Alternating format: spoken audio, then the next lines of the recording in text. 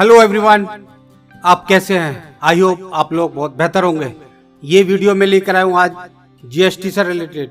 अब एक और प्रॉब्लम खड़ी हो गई है आप लोगों के लिए। अब आप GSTR1 जमा नहीं कर सकते, आपकी GSTR1 ब्लॉक हो जाएगी। और मैं आपको ये बताऊंगा कि क्यों ब्लॉक हो जाएगी। मैं फरजंद अली और आप मुझे जानते ही हैं, और मेरे इस चैनल का नाम है tax help by Farzand Ali. इस चैनल पर हम तरह तरह की वीडियो डालते हैं। इनकम टैक्स से रिलेटेड वीडियो होती हैं, GST से रिलेटेड वीडियो होती हैं। इसके अलावा और भी नई नई टेक्नोलॉजी की वीडियो हम इस चैनल पर डालते हैं। आप देखते होंगे हमारी वीडियो, और आपने अगर हमारे इस चैनल को अभी तक सब्सक्राइब नहीं किया है तो प्लीज़ सब्सक्राइब कर लीजिएगा। अब मैं आता हूँ अपने टॉपिक के ऊपर। तो मैं अभी आपको बता रहा था कि आपकी GSTR1 ब्लॉक हो जाएगी। एक नया रूल लागू हुआ है 1 अक्टूबर 2023 से। ये रूल है ऑटोमेटिक ब्लॉकिंग ऑफ GSTR1। अब आप पूछेंगे भाई, ये तो पहले से भी रूल था GSTR1 का ब्लॉकिंग का, तो अब कोई नया रूल आ गया? यस, अब एक नया रूल आ गया है 1 अक्टूबर से। इसके तहत एक आपको नोटिस मिलेगा। अगर आप उस नोटिस का जो प्रिस्क्राइब पीरियड है उसमें जवाब नहीं देंगे तो ऑटोमेटिक आपकी जो GST है, उसकी जो GSTR1 जमा करते हैं आप, वो ब्लॉक हो जाएगी। अब वो ब्लॉक क्यों होगी? उसका रीज़न ये है कि एक नया सिस्टम लागू किया है। आप GSTR3B में ITC क्लेम करते हैं तो वो ITC ऑटो पॉपुलेटेड होती है, और आती कहाँ से? जब आप GSTR3B जमा करते हैं तो उसमें जो ITC का जो अमाउंट आता है वो ऑटो जनरेटेड होता है। वो कहाँ से आता है? वो आता है GSTR2B से। तो GSTR2B से ऑटोमेटिक आपका 3B में आ जाता है।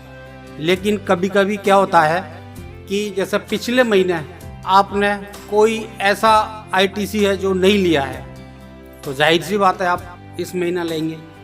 अब उसमें क्या होगा? वो डिफरेंस हो जाएगा, क्योंकि अभी जो आपको जैसे लेना था 1 लाख रुपए का, आपने 12,000 रुपये का पिछले महीने का भी क्लेम कर लिया इस महीने।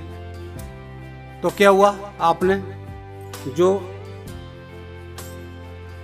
GSTR2B में जो आपका अमाउंट था उससे ज़्यादा आपने 3B में क्लेम कर लिया।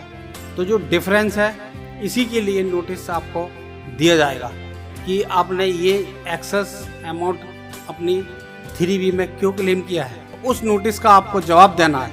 अगर उस नोटिस का जवाब आप 7 दिन के अंदर नहीं देंगे तो फिर ऑटोमेटिक आपका ब्लॉक हो जाएगा। आप GSTR1 जमा नहीं कर सकते। अगर आपने गलती से ज़्यादा क्लेम कर लिया है तो क्या करना है आपको?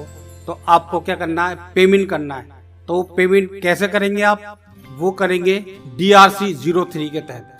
आप DRC03 में जो भी उस अमाउंट वगैरह है वो फिल कर देंगे और उसको सबमिट कर देंगे। और अगर आपने सही क्लेम किया है तो वो आपको ऑप्शन दिए जाएंगे टिक करके, और उसका रिप्लाई देना है।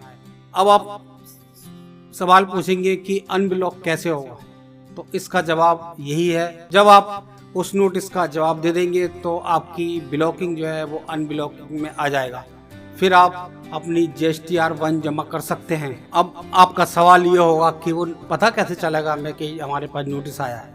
तो उसमें आपको देखिए मैसेज भी आएगा और आपके पास ईमेल भी आएगा। और इसके साथ साथ ये देखिएगा आप कैसे पता कर सकते हैं, कहाँ पर देख सकते हैं। आपको जाना है सर्विसेज में, और फिर यहाँ पर रिटर्न में, और रिटर्न के बाद रिटर्न कंप्लायंसेस लिखा हुआ है, यहाँ क्लिक करना है। उसके बाद देखिए ITC मिसमैच DRC01C, तो यहाँ पर आप व्यू करेंगे तो व्यू में आपको नोटिस जो भी होगा वो यहाँ शो हो जाएगा, और यहाँ शो होने के बाद आपको आगे ऑप्शन मिलेगा, आपको रिप्लाई क्या देना है। अगर आपका सही है, आपने जो क्लेम किया है, तो वहाँ पर ऑप्शन होगा, वहाँ पर आपको टिक करना है, सिलेक्ट करना है।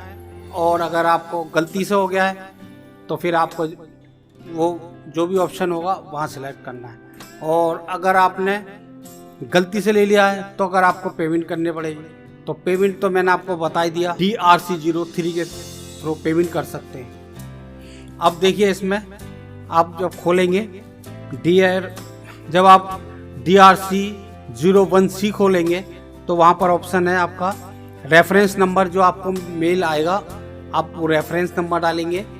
और फिर है रिटर्न पीरियड, जो पीरियड भी लिखा होगा उसमें नोटिस में किस पीरियड का, तो उससे भी सर्च हो जाएगा।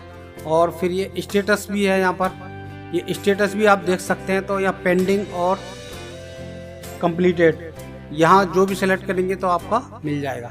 ये देखिए यहाँ पर रिटर्न पीरियड, तो कौन सा ईयर का है, फिर कौन से महीने का है, तो आप सिलेक्ट करेंगे तो आपको वो नोटिस दिख जाएगा, या यहाँ रेफरेंस नंबर देंगे तो दिख जाएगा। अगर आप इस नोटिस का जवाब जो भी पीरियड है उसमें नहीं देंगे, यानी 7 दिन के अंदर नहीं देंगे, तो आपके ऊपर रिकवरी का और डिमांड का जो प्रोसीजर है वो चालू हो जाएगा। सेक्शन 73 और सेक्शन 74 के तहत GST डिपार्टमेंट प्रोसीडिंग जो भी है वो आपको चालू कर देगा, और फिर वो आपको नोटिस आएगा उसका अलग से, डिमांड नोटिस, कि आप इसका जमा करिए, फिर आपको वो पैसा जमा करना पड़ेगा।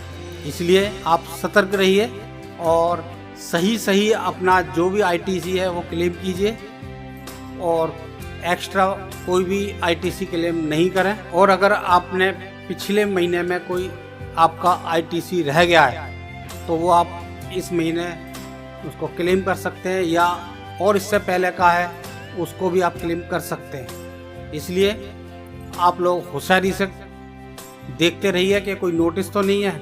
अगर कोई नोटिस आ गया है तो उसको देखिए क्यों आया है, और फिर उसका आप 7 दिन के अंदर जवाब दे दीजिए। और अगर आपका ब्लॉक हो गया है तो अनब्लॉक करने के लिए मैंने आपको बता दिया कि आप जैसे ही नोटिस का जवाब देंगे वैसे ही आपका अनब्लॉक हो जाएगा। तो ये जो कंप्लाइंसेज है ये 1 अक्टूबर 2023 से शुरू हुआ है, जैसे मैंने आपको बताया। दोस्तों, आपको ये मेरी वीडियो कैसी लगी? अगर इन्फॉर्मेटिव आपको ये मेरी वीडियो लगी हो तो आप मेरे इस channel tax cell by Farzand Ali को ज़रूर सब्सक्राइब कीजिएगा, और साथ में घंटी के निशान पर क्लिक करना नहीं भूलिएगा, और साथ में इस वीडियो को ज़्यादा से ज़्यादा लाइक कीजिएगा और शेयर कीजिएगा। जब आप लाइक और शेयर करते हैं तो हमें मोटिवेशन मिलता है, तो हम और अच्छी अपनी परफॉर्मेंस देने की कोशिश करते हैं, हमें अच्छा लगता है। Thanks for watching this video.